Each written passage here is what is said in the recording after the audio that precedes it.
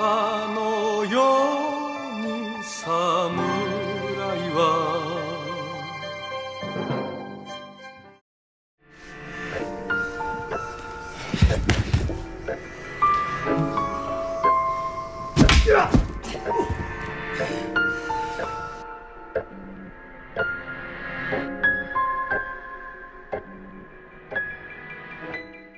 Taboo, also known as Gohatto, it released in 1999, and it's the final film from director Nagisa Ōshima, also known for giving us Empire of Passion and Merry Christmas, Mr. Lawrence. So I'll admit that just judging by the plot to this film, it's not normally the genre I'm interested in. But it takes a longtime subscriber and good friend from Discord to recommend it. So shout out to Jay Tilton. I'll gladly honor him because he's just been extremely knowledgeable about film, especially Chambara and samurai films, and he's really taught me a lot. So right off, I've already seen and made a video about Oshima's other film, Merry Christmas, Mr. Lawrence. Merry Christmas! Merry Christmas, Mr. Lawrence. I really did like that film. It had a very dreamlike and dark feeling to it. It was also made better by Ryuichi Sakamoto's haunting score. And when I found out that this film featured the same exact things, I got pretty excited. And it even stars the big actor Takeshi Kitano, who is also in Merry Christmas, Mr. Lawrence. But this film also features Tadanobu Asano, and I absolutely loved him in Ichi the Killer as Kakihara. And I really need to see more films with Asano in it, so just please recommend in the comments his best films. But I will say I was kind of disappointed that he wasn't a bigger part in this film. I was kind of hoping he was going to be like the second lead or something. But it mostly just features Kitano's character, and I thought he was just excellent in this. You could really see why he's such a big actor. And here he plays the vice commander of the Shinsengumi, Hichikata. And I'm actually a really big fan of this character, both in history and in media, so I will say he did an excellent job.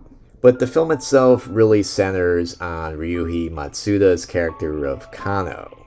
Kano is this young and very feminine looking man. He joins the Shinsengumi only to just be lusted after by what seems like every guy in the militia.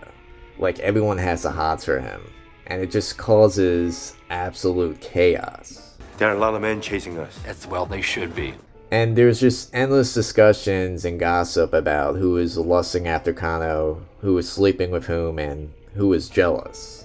It's grown men acting like jealous women, and these are supposed to be great samurai warriors. It's kind of insane, and I gotta say, I was not expecting a plot like this at all. I mean, who would? I feel like I've recently seen just a ton of media just covering the Shinsengumi, you know, most of these same characters, this time period, but I will say I've never seen anything like this. This is an entirely different take. This is definitely a weird film. But if you've seen any of Oshima's other works, this one is rather tame by comparison. You know, there's some decent sword fights, there's a good amount of blood and gore, there was some homoeroticness, though not as much as you'd think, and it has just that same very special visual style that Ōshima is known for. But there's honestly a creepiness to this film. Like, how is this boy able to just seduce practically everyone, you know, every man, both old and young? And the lust that these guys have for him is just so strong that it actually causes violence in some cases. It's men killing each other and plotting just out of envy and lust. And this film really just made me think about it afterwards. It's not often, but some films you just can't really get out of your head, and this one is definitely one of them. I just find it such a strange concept. Like, why are all these militia members just so attracted to this guy? Maybe there's a supernatural element to him. Maybe it's like a legend in Japan. and he's really just casting everyone under a spell. Most of the time, the men are chasing him, but there's other times when he's just very clearly trying to seduce other people. I don't know, it just seems very strange to me. I had the feeling that this film was just very close to being a fantasy that Ōshima had. You know, something he'd fantasize about, and he made it into a film. But I also feel like the story itself is just creepy enough to be its own Junji Ito story. Like, it has that kind of feeling to it. I feel like Ōshima, as a director, is always far from being subtle. He always just puts it all out in the front for you. Takeshi Kitano's thoughts are very vocalized, especially in his acting throughout the film. Though I will say with his trademark twitching face and stare, he almost acts as the voice of the audience as we just piece the plot together. Matsuda's just impossibly feminine face and hair as the character of Kano in this just make him an obvious target for all the, what I assume to be woman-deprived men. His almost too pretty of a face gives him a very sinister vibe, I feel like. And Hijikata is suspicious of this. He's like the only one. I originally didn't really understand why Kano joined the Shinsengumi, especially if he's from a rich merchant family. But it was explained to me by Jay Tilton that it was because of their class system. During the time, samurai didn't have the most wealth, but they were the highest class, whereas merchants had the most wealth, but they were put on the bottom of the class system. So even though they had more money, they had less privileges than everyone else.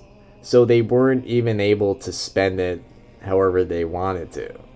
Kano and many of the other young men were trapped in their lower class. So in order to rise in the system, they became members of the Shinsengumi. And this was the first time in Japan where you were able to rise in rank. So it really must have been an exciting time for these young men. And even though I'm a little creeped out by Kano, I still feel kind of bad for him. I mean, he really just joined the militia so he could rise in class. And he's actually really good at sword fighting. But unfortunately, he's kind of just viewed as an object by all the other members.